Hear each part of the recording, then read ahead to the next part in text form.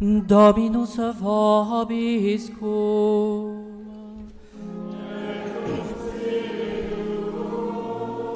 Sequentia sancti Evangelii secundum Lucas.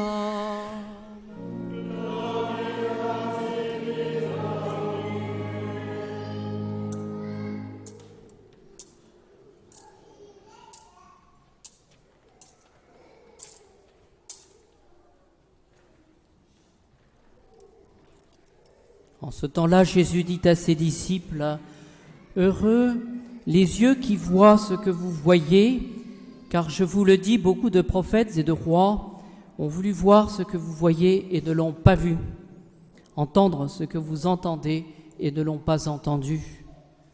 Voici qu'un docteur de la loi se leva pour le mettre à l'épreuve en disant, « Maître, que dois-je faire pour posséder la vie éternelle ?» Jésus lui dit, « Dans la loi, qu'y a-t-il d'écrit? Que lis-tu » Il répondit, « Tu aimeras le Seigneur ton Dieu de tout ton cœur, de toute ton âme et de toute ta force et de tout ton esprit et ton prochain comme toi-même. » Jésus lui dit, « Tu as bien répondu, fais cela et tu vivras. » Mais lui, ne voulant se justifier, dit à Jésus, « Et qui est mon prochain ?» Jésus reprit, « Un homme descendait de Jérusalem à Jéricho et il tomba aux mains des brigands. Ceux-ci, après l'avoir dépouillé, roué de coups, s'en allèrent, le laissant à demi-mort. Un prêtre, par hasard, descendait par cette route. En le voyant, il fit un détour et passa. De même, un lévite, arrivé en cet endroit, en le voyant, fit un détour et passa. Mais un Samaritain en voyage arriva près de lui, et en le voyant, il eut pitié. Il s'approcha, lui banda ses blessures, y versant de l'huile et du vin, puis le hissant sur sa propre monture, il le conduisit dans une auberge et il prit soin de lui. Le lendemain, prenant 2 deniers, il les donna à l'aubergiste et dit, « Prends soin de lui, et tout ce que tu dépenseras en plus, je te le rembourserai à mon retour. » Lequel des 3, à ton avis, a été le prochain de l'homme tombé aux mains des brigands? L'autre répondit, « C'est celui qui lui a fait miséricorde. » Jésus lui dit, « Va, et toi aussi fais de même. »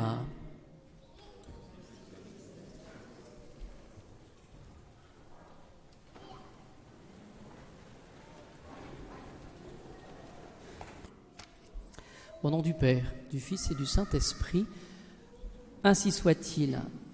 Alors, quelques points de repère pour notre méditation aujourd'hui sur la charité, sur la façon dont le Seigneur veut que nous vivions de l'Esprit.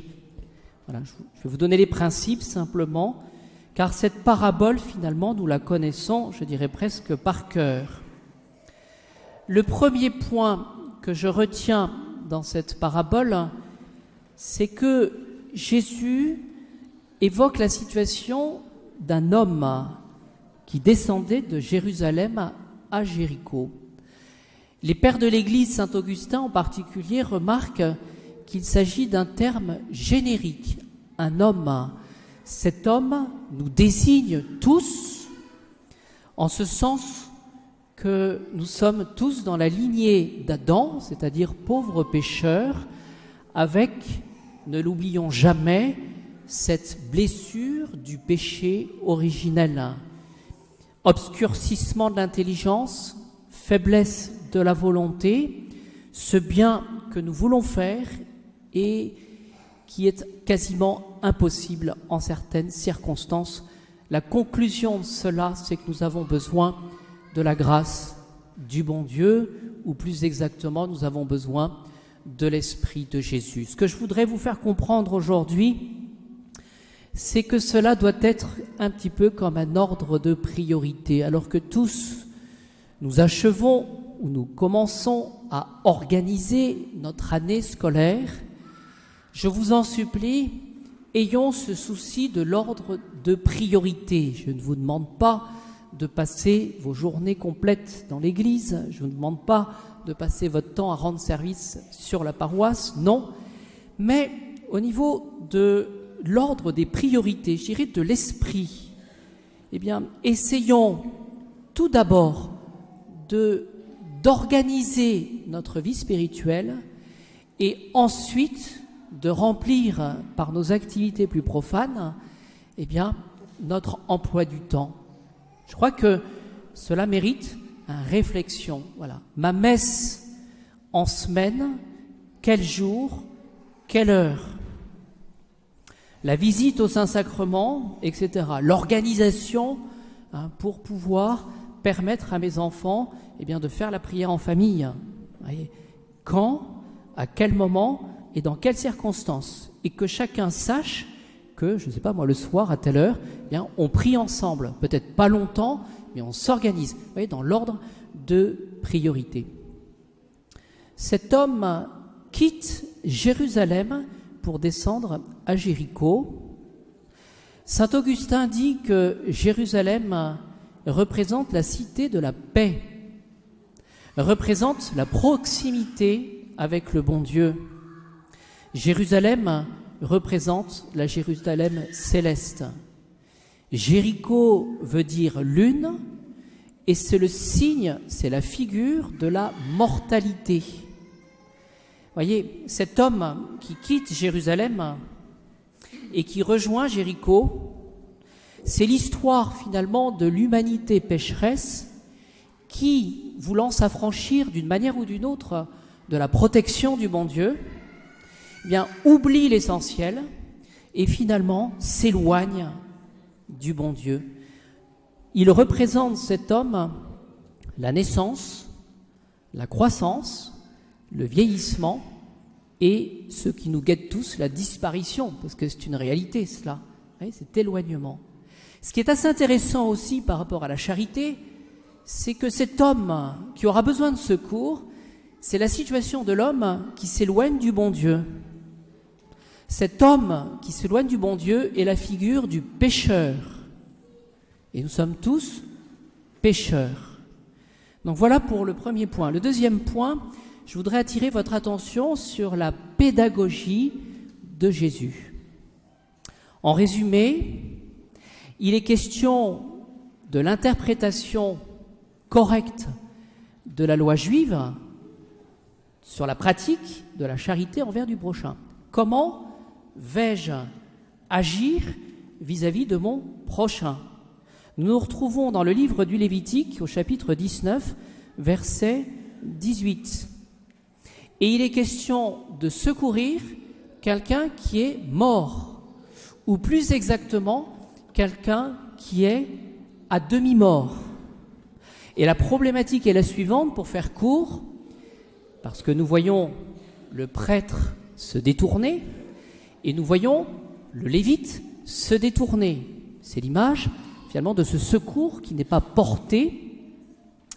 Eh bien, il y a une explication à cela, c'est que on contractait une souillure légale à s'occuper d'un cadavre ou d'une personne à demi morte. Il était même question de savoir qu'en s'approchant et qu'en regardant quelqu'un qui est en train de mourir, est-ce qu'on contractait ou pas une souillure? C'était la loi. Et donc on peut comprendre d'une certaine manière la considération de ce prêtre et de ce lévite qui, pour le service du temple, ne voulait pas être impur. Voilà, vous transposez pour nous, lorsqu'il s'agit d'aider une personne, un pécheur, quelqu'un qui est éloigné du bon Dieu, parce que c'est toujours plus facile d'aider quelqu'un de génial, quelqu'un d'intelligent, quelqu'un de parfait, quelqu'un de vertueux. Mais quand il s'agit d'aider quelqu'un qui est dans l'épreuve, dans la difficulté, quelles sont mes dispositions? Alors, quelle est cette pédagogie de Jésus? C'est ce que je voudrais qu'on retienne. C'est que finalement, il va y avoir 4 interrogations. C'est ce que je voudrais que vous reteniez. Il y a la première interrogation du docteur de la loi. Maître, que dois-je faire pour posséder la vie éternelle. Deuxième interrogation, c'est Jésus qui va répondre par une interrogation. Et tout de suite, dans la pédagogie de Jésus, cela montre que la question reste ouverte et oblige à la réflexion. Je voudrais qu'aujourd'hui, nous réfléchissions à notre attitude. Quelle est la réponse de Jésus? C'est une question. Dans la loi, qu'y a-t-il d'écrit? Que lis-tu?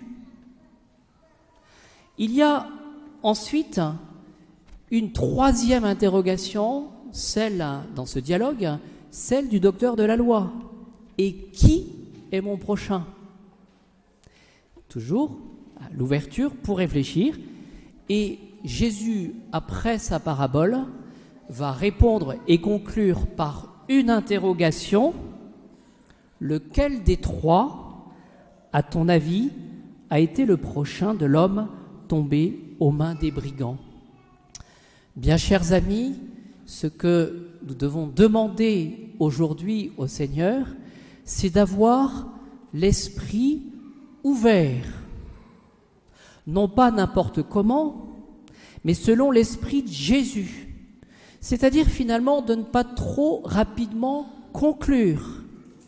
Parce que quand on conclut, le dialogue et, je dirais, la réflexion devient fermée et on n'est plus capable à ce moment-là de recevoir l'action de l'Esprit Saint. Voyez-vous, ce que nous devons demander au Seigneur, c'est d'ouvrir notre cœur et notre action justement à l'Esprit de Jésus, à cet enseignement de Jésus.